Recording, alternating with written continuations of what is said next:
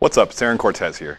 Have you ever wondered why things like your laptop and cell phone run off of light, modern lithium batteries, but your bike still runs on a big, heavy, old-school lead-acid battery like this one? In the world of motorcycles, big and heavy are two things we strive to avoid. So today we're going to be replacing the old, worn-out lead-acid battery in this bike with a light and powerful lithium-ion battery. And we'll tell you all about why you should do it too, so stay tuned.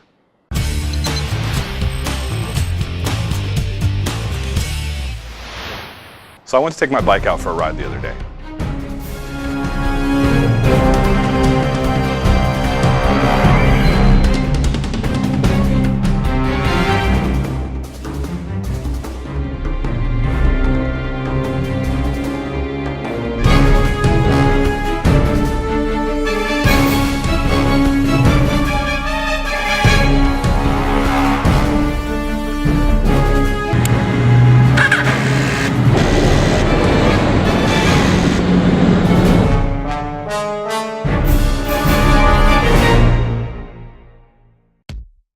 It's definitely time for a new battery.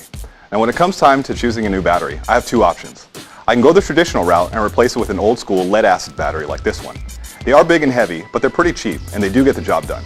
My other option is a lithium ion battery like this one from Shirai, which is definitely the more high tech and high performance option. The Shirai is the one I'm going to go with, so I'll just go ahead and get rid of this one.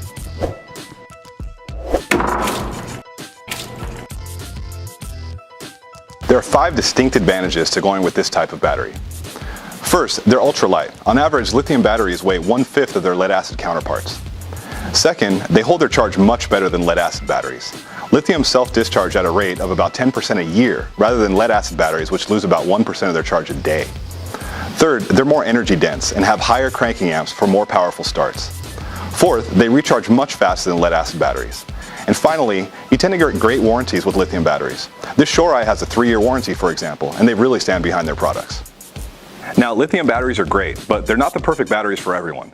There are a few drawbacks to these batteries that you should know about before you buy one. First, they're on the expensive side. They cost about 3 times what a comparable lead acid battery would cost. Second, parasitic draw is harder on them. If you have electronic accessories like an alarm or GPS system hooked up and usually leave the bike sitting, it may die faster than a lead acid battery would.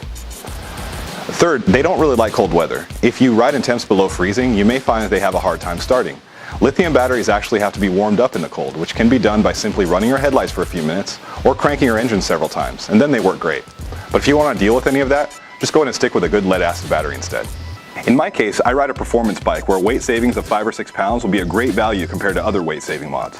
I sometimes go for several weeks without riding, so I want a battery that won't lose its charge without a tender hooked up. I also live in a warm climate, so the cold starting issues won't be a problem where I live. For my application, a lithium battery is just what the doctor ordered. There aren't really any special instructions when installing a lithium battery. You should always check your owner's manual first, but it's usually just a matter of popping the old one out and dropping the new one in its place.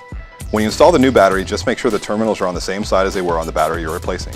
Install the positive cable first, then the negative one. Even though it's usually a simple procedure, here's where you may run into a snag. Because lithium batteries are so much more energy dense, they are often a lot smaller too, which may leave a lot of extra room in the battery compartment. To solve that problem, you can use the foam included in the box to pad the size of the battery until you get a snug fit. Lithium batteries can also be mounted in any direction, so you can install it in whatever orientation works best for you. Now let's talk about maintaining your lithium battery.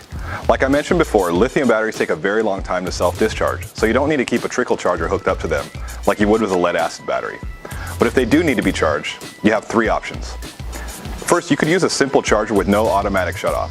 As long as these are hooked up, they'll just charge, and they could easily cook your battery. You can use these on a lithium battery, but we don't recommend it. Your next option is a smart charger like the Battery Tender Jr. These are safe to use because they won't overcharge, but keep in mind, they are calibrated for lead acid batteries. That means they will shut off around 12.8 volts rather than the 13 or 14 volts a lithium battery needs to be fully charged. In other words, they'll undercharge rather than overcharge your battery. By far your best option is to use a charging system specifically made for your lithium battery, such as this one from Shirai. This will not only charge it perfectly every time, but it will maintain its charge, balance the cells, and diagnose it as well. We definitely recommend that you invest the money in a charger specific to your lithium battery. You're already spending $150 to $200 on a top-of-the-line battery, so it doesn't make sense to cut corners now and risk damaging it just to try to save 40 or 50 bucks. To hook this up, we'll use the supplied cord to put the charging port in a convenient location, like under the passenger seat, so it will always be easy to access. This charger also comes with a convenient hook so you can hang it off a peg or something while you're charging your battery. So now all there is left to do is fire this bad boy up and take it out for a ride. What do you think of that, Ivan? Well, we hope you found this video helpful and informative. If you have any questions, don't hesitate to give us a call at the number below, or shoot us an email at help@bikebandit.com for more information. Thanks a lot for watching. We'll see you next time.